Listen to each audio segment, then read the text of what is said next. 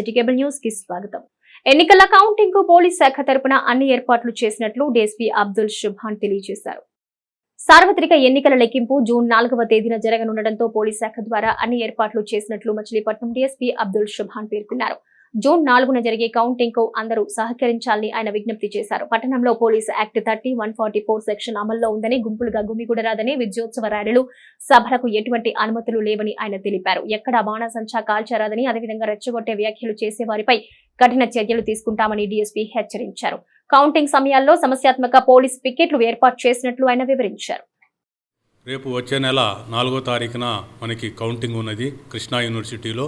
ఆ కౌంటింగ్ రోజు కూడా రాజకీయ నాయకులు, అలాగే ఏజెంట్సు, మచిలీపట్నం ప్రజలు, అలాగే ఓటర్ మహాశయులు కూడా ఎలాగైతే పోలింగ్ రోజు సహకరించారో అలాగా సహకరించాలని కోరుకుంటా ఉన్నాము. అలాగే మనకి 144 సెక్షన్ ఉన్నది, 30 పోలీస్ యాక్ట్ ఉన్నది. దాన్ని దృష్టిలో పెట్టుకొని ఎవరు కూడా గుంపులుగా చేరటము, పర్మిషన్లు లేకుండా సభలు, సమావేశాలు, ర్యాలీలు చేయటము అలాంటివి చేయకూడదు. అలా చేస్తే చట్టపరమైన చర్యలు తీసుకోవటం జరిగిద్ది.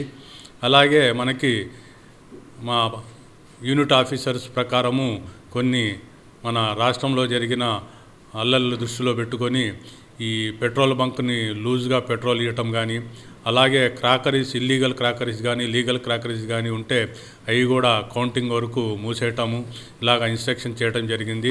వాళ్ళందరికీ కూడా నోటీసులు ఇవ్వటం జరిగింది. అలాగే పోలింగ్ రోజున మనము కౌంటింగ్ రోజున మనము అక్కడ 3 అంచెల బందోబస్తును ఏర్పాటు చేయటం జరిగింది. అందరూ కూడా ఎవరు కూడా అక్కడికి రాకుండా వాళ్ళ ఇళ్లలోనే ఉండి వీక్షించాలి.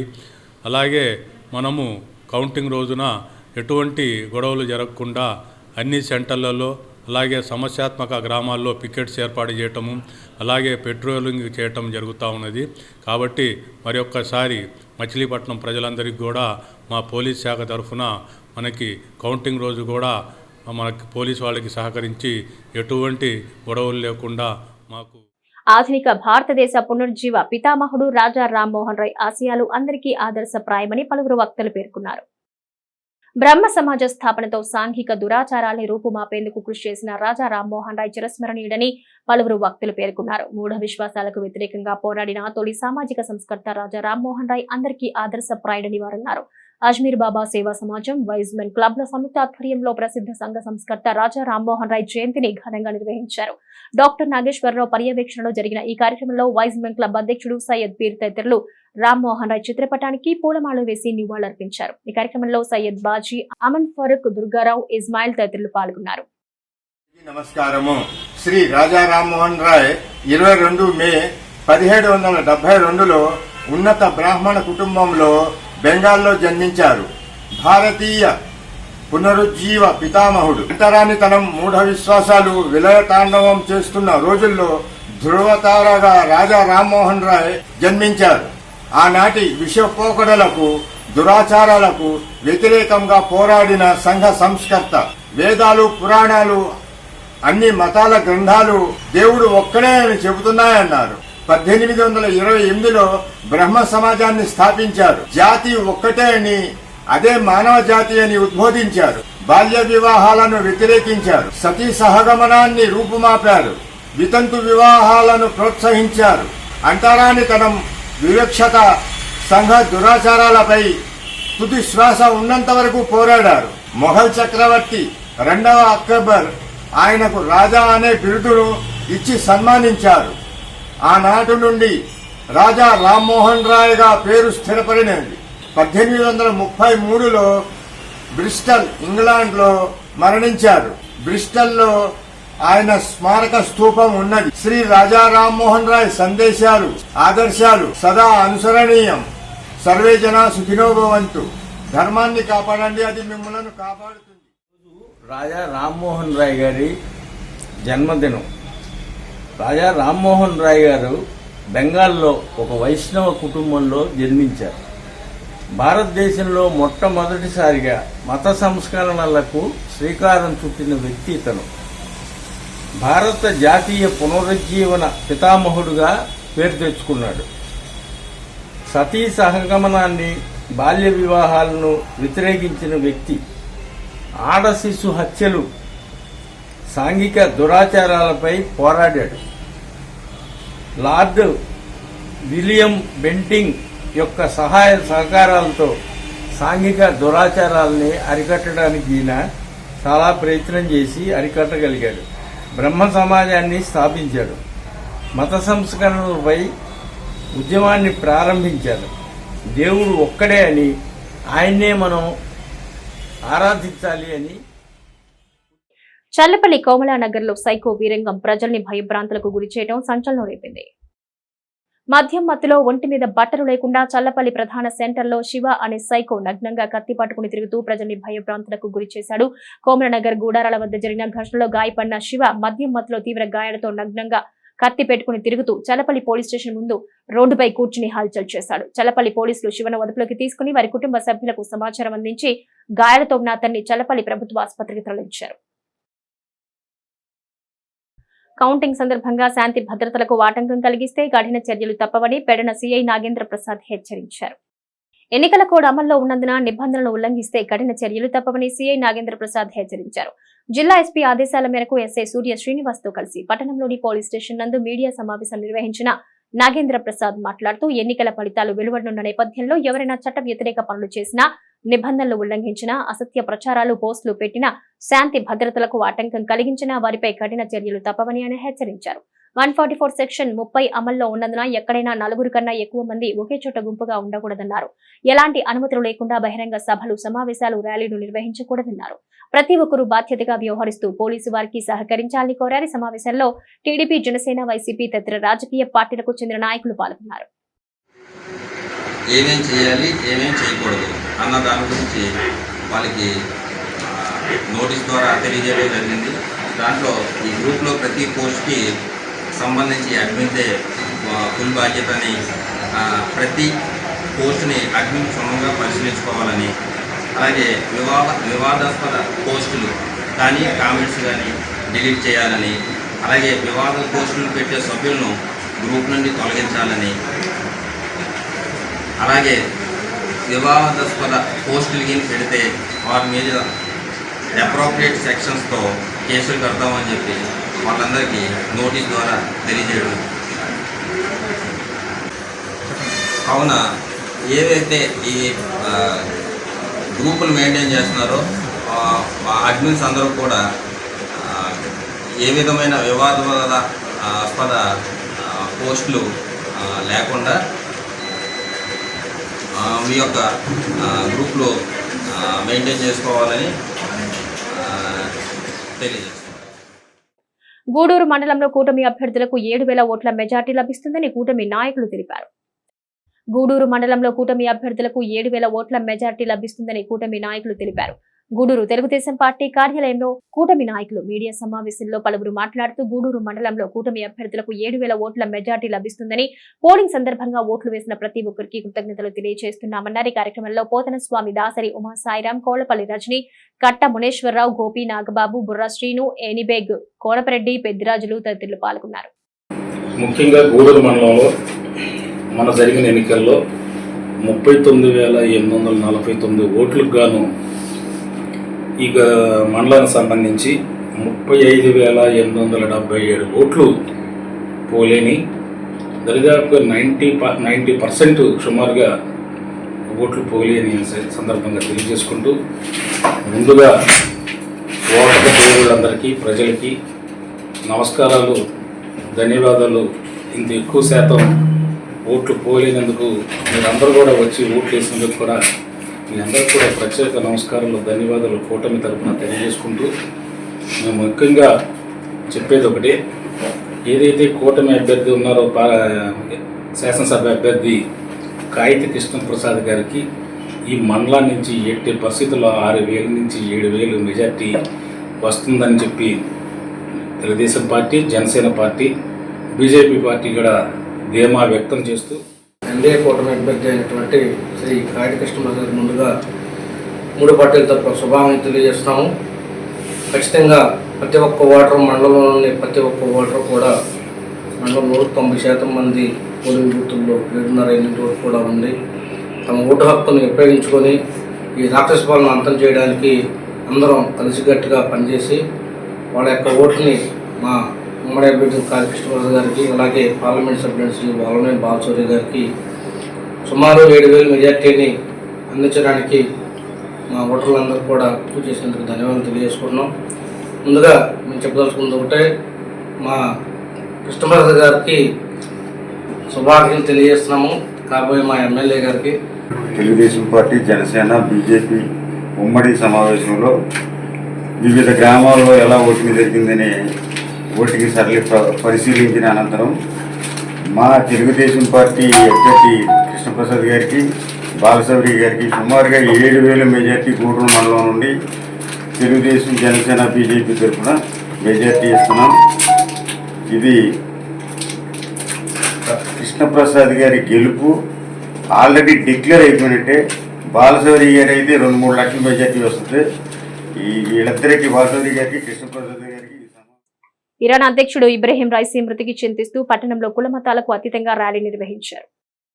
ఇరాన్ అధ్యక్షుడు ఇబ్రహీం రైసీ మృతి చెందడంతో కుల మతాలకు అతీతంగా ఇనుగుదురుపేటలోని నక్రా ముబారక్ ఆస్థానం నుండి ర్యాలీ జరిపి చింత చెట్టు సెంటర్ వద్ద ఇబ్రహీం రైసీ మరియు వారి అనుచరుల మృతికి సంతాపం వ్యక్తపరుస్తూ నివాళులర్పించారు.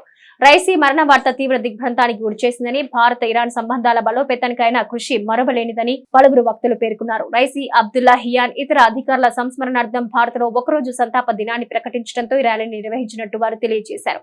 ఇబ్రహీం రైసీ ఆయన తోటి సహచరుల ఆత్మకు శాంతి కలగాలని వారు ఆకాంక్షించారు. ఈ కార్యక్రమంలో మత పెద్దలైన మౌలానా మిర్జా అబేద్ అలీ నక్లా, ఆస్థానా ముజవర్లు, మొహమ్మద్ అబ్బాస్ రజా, మోసేయబ్ హుస్సేన్, అమీన్ చిటివాలా, సలార్ దాదా, అస్గర్ హుస్సేన్, నాగేశ్వరరావు తదితరులు పాల్గొన్నారు.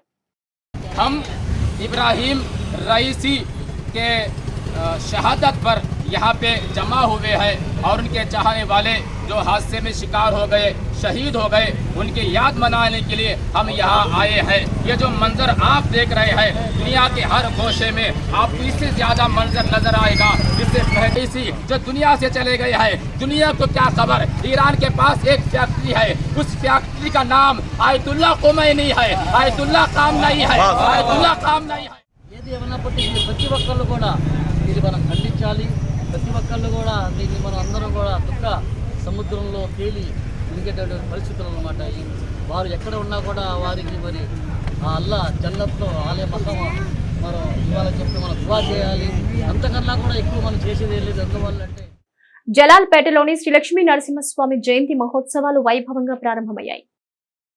జలాల్పేట శ్రీ లక్ష్మీ నరసింహస్వామి జయంతి ఉత్సవాలు నేటి నుంచి ఘనంగా ప్రారంభమయ్యాయి. ఈ వేడుకలు 3 రోజుల పాటు నిర్వహించనున్నట్టు కమిటీ సభ్యులు తెలియజేశారు. వేడుకల్లో భాగంగా ఉదయం నుంచి స్వామివారికి పలు రకాల ద్రవ్యాలతో అభిషేకాలతో పాటు పుష్పాలంకరణ చేసి ప్రత్యేక పూజలు జరిపారు. 22వ తేదీ సాయంత్రం స్తంభోద్భవ నరసింహ అలంకరణ కార్యక్రమం నిర్వహించనున్నట్టుగా ఆలయ నిర్వాహకులు వివరించారు. జయంతి ఉత్సవాల నిర్వహణలో భక్తులకు ఎటువంటి అసౌకర్యాలు కలగకుండా అన్ని ఏర్పాట్లు చేపట్టినట్టు పేర్కొన్నారు. లక్ష్మీ నరసింహ జయంతి సందర్భంగా ఆలయానికి భక్తులు పెద్ద సంఖ్యలో తరలివచ్చారు.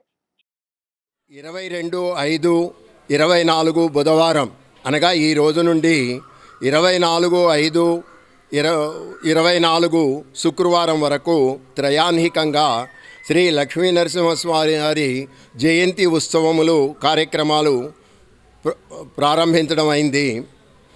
ఈరోజు 22/5/24 బుధవారం వైశాఖ శుద్ధ చతుర్దశి సందర్భంగా లక్ష్మీ నరసింహస్వామి వారి జయంతి ఉదయం 6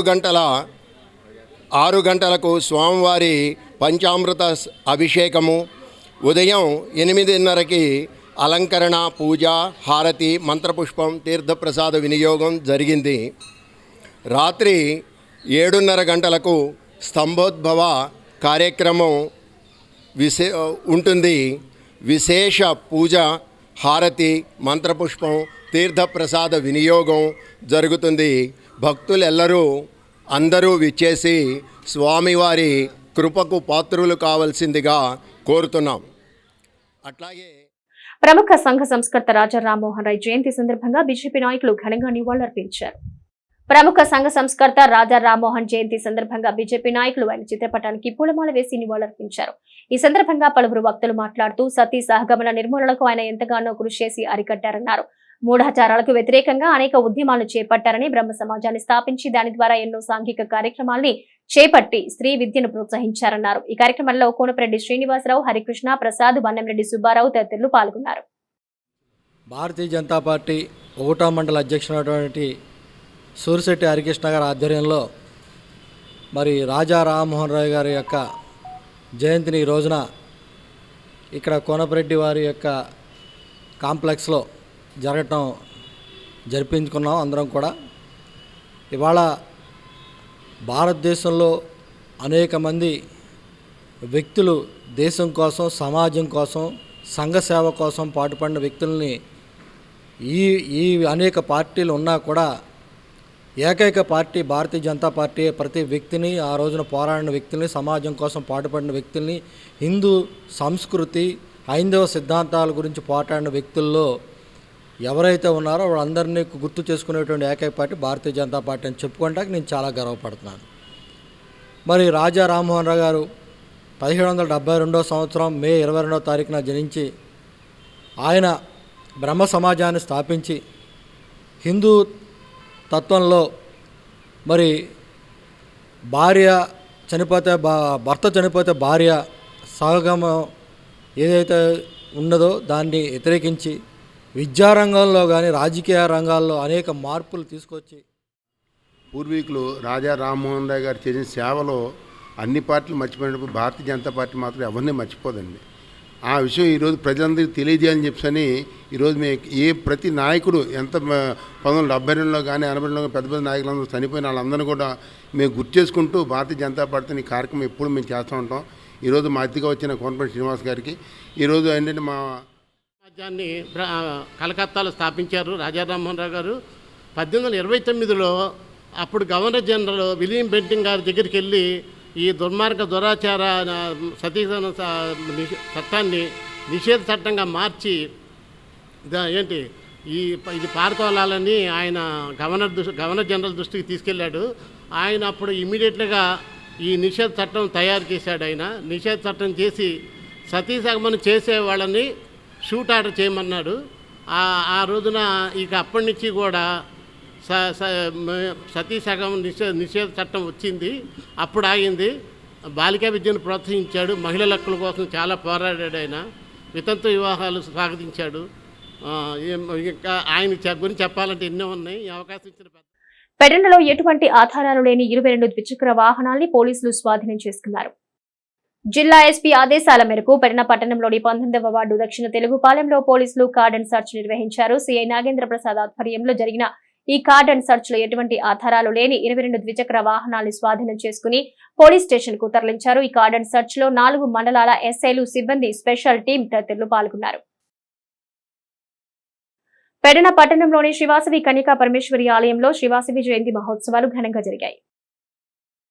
పెడన పట్టణ ఆర్యవైశ్య సంఘం ఆధ్వర్యంలో శ్రీవాసవి క్షేత్రంలో సంఘ అధ్యక్షుడు డాక్టర్ కొల్లూరు చిన్న పర్యవేక్షణలో నిర్వహించిన శ్రీవాసవి జయంతి మహోత్సవాలు అత్యంత వైభవంగా జరిగాయి. ఈ కార్యక్రమానికి పట్టణ పరిసర ప్రాంతాల ఆర్యవైశ్యులు పెద్ద సంఖ్యలో పాల్గొన్నారు. పట్టణ వాసవి మహిళా మండలి 108 కిలోల పూలతో అమ్మవారికి పుష్పాభిషేకం చేశారు. 125 మంది మహిళా భక్తులు వాసవి మహిళా మండలి కార్యవర్గ సభ్యులు అత్యంత భక్తి శ్రద్ధలతో పూజా కార్యక్రమాలు నిర్వహించారు. వాసవి మహిళా మండలి సభ్యులు ఆలపించిన భక్తి పాటలు ఆకట్టుకున్నాయి.